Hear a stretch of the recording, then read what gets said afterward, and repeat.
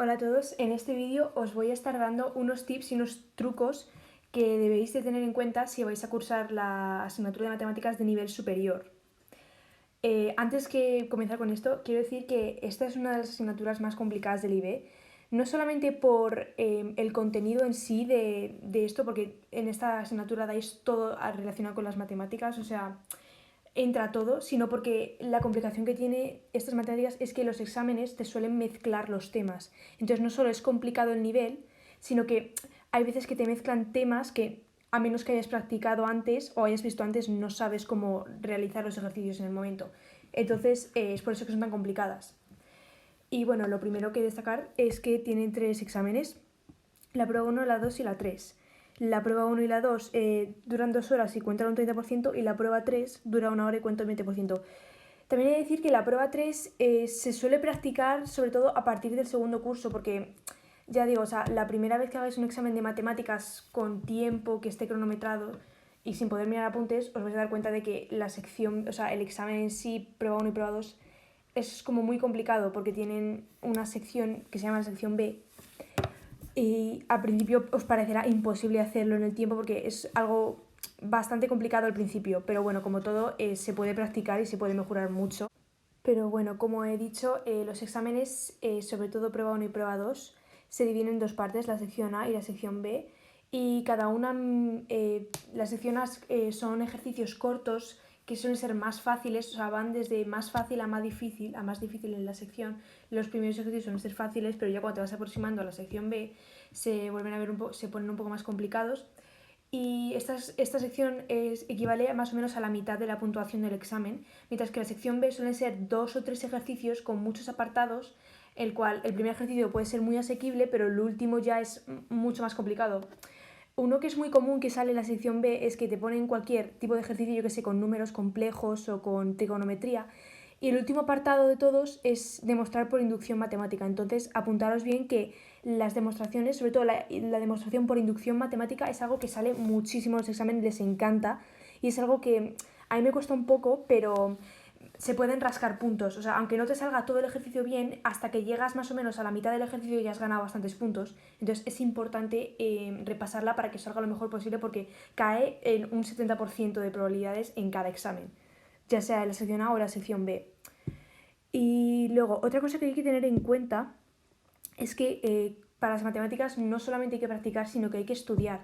Porque se tiene esta falsa expectativa de que solamente puedes aprobar si eres muy bueno en las matemáticas, pero también hay que tener en cuenta que hay cosas que son pura teoría y que si no sabes, por mucho que sepas calcular perfecto sin equivocarte y todo eso, si no te sabes la teoría no puedes como desarrollarlo bien.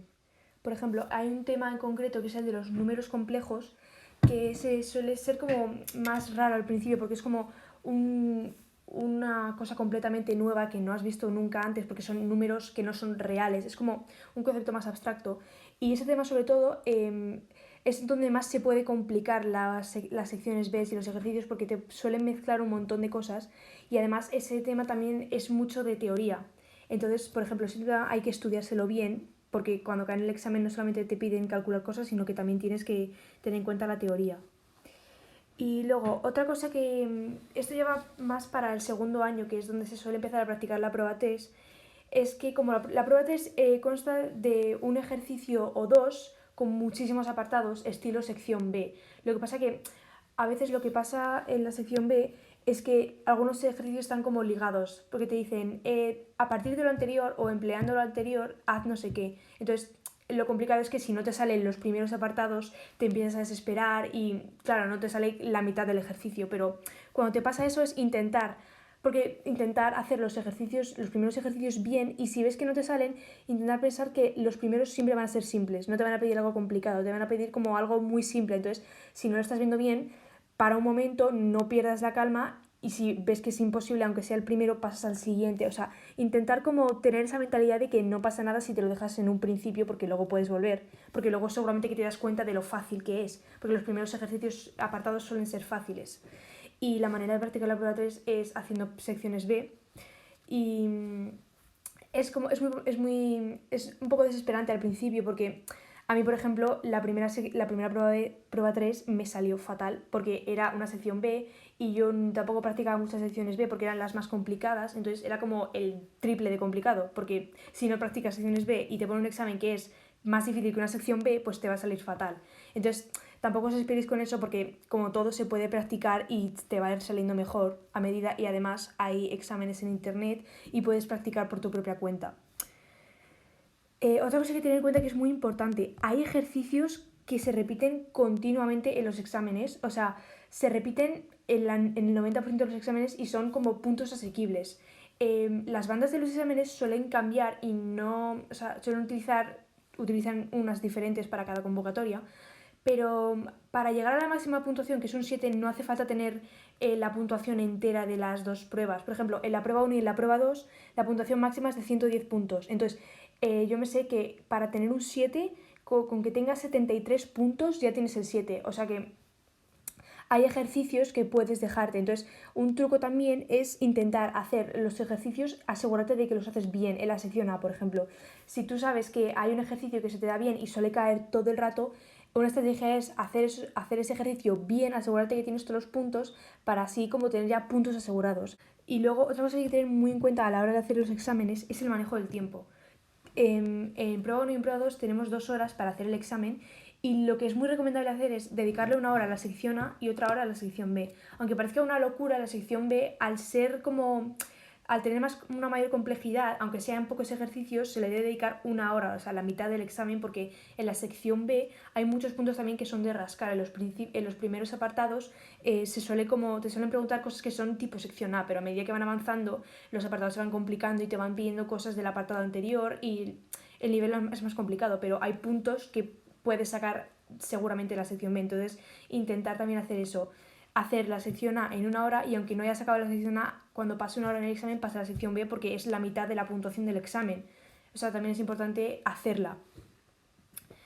Y otro truco que tenéis que tener en cuenta es que los exámenes de otras convocatorias, sobre todo los de matemáticas, como es una asignatura como más complicada, y lo saben todos los alumnos que cursan el IB a lo largo del mundo, es que hay exámenes en internet y son muy fáciles de encontrar. O sea, ahora os voy a decir una página web en la que hay exámenes no solo de matemáticas, sino de todas las asignaturas de un montón de convocatorias, y es que esa es la clave para conseguir sacar la mejor nota posible, porque aunque hagas ejercicios por tu cuenta, lo que te va a hacer mejorar de verdad es hacer ejercicios de examen.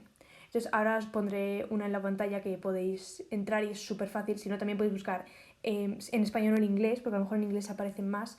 Podéis buscar exámenes, matemáticas, análisis y enfoques nivel superior, y os van a aparecer un montón de exámenes con sus respectivas soluciones. Y bueno, ahora pasando a la evaluación interna. Vale, la evaluación interna de matemáticas cuenta un 20% de la nota, o sea, en la prueba 1 y la prueba 2 un 30, la prueba 3 un 20, y el otro 20 que queda es la evaluación interna.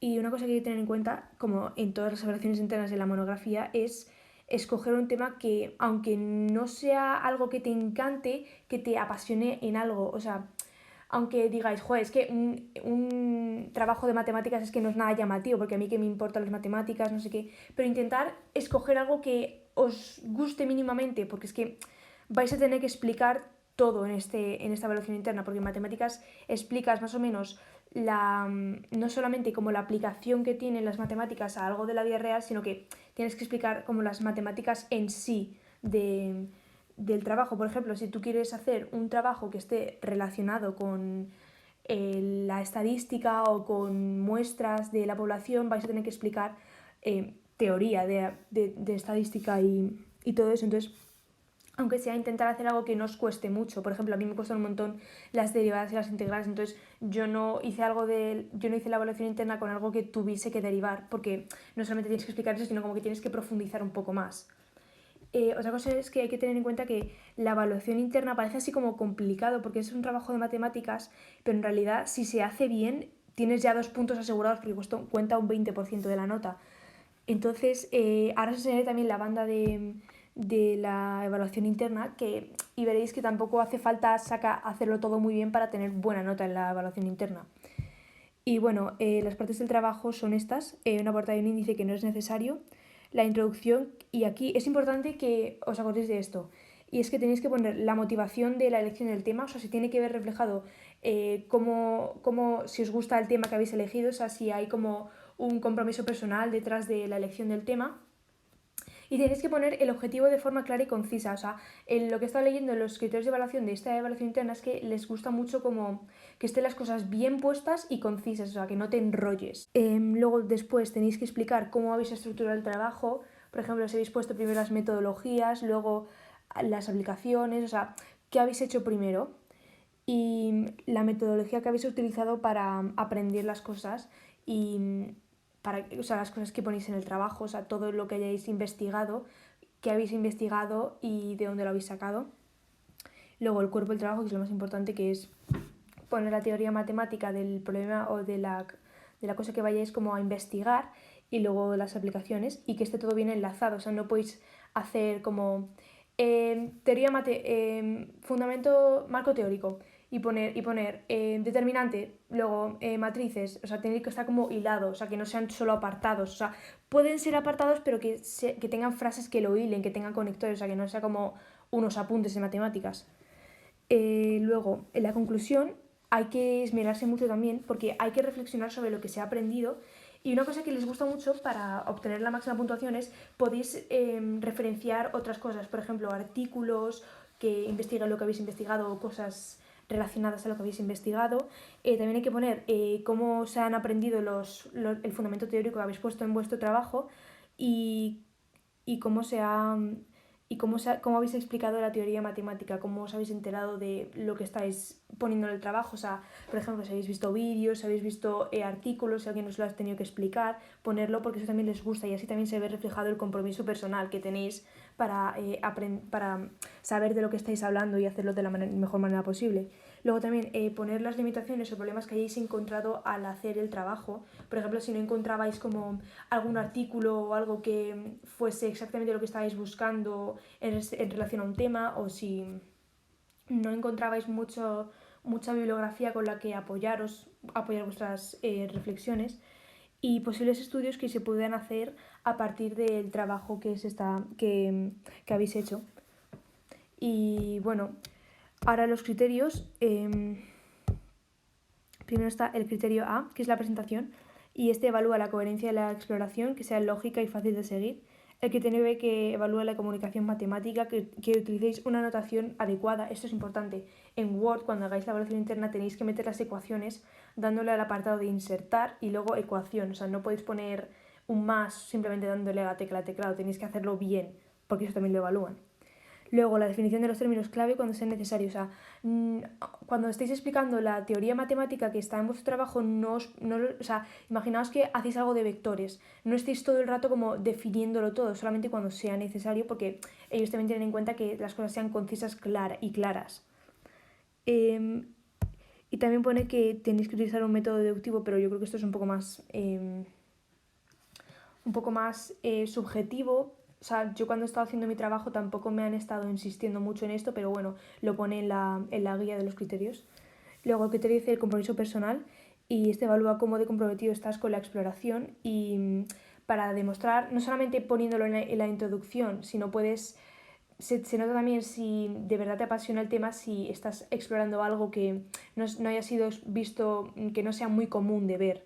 O sea, si ponéis cosas que suele ser lo típico que suelen aparecer en las evaluaciones internas, pues se nota un poco.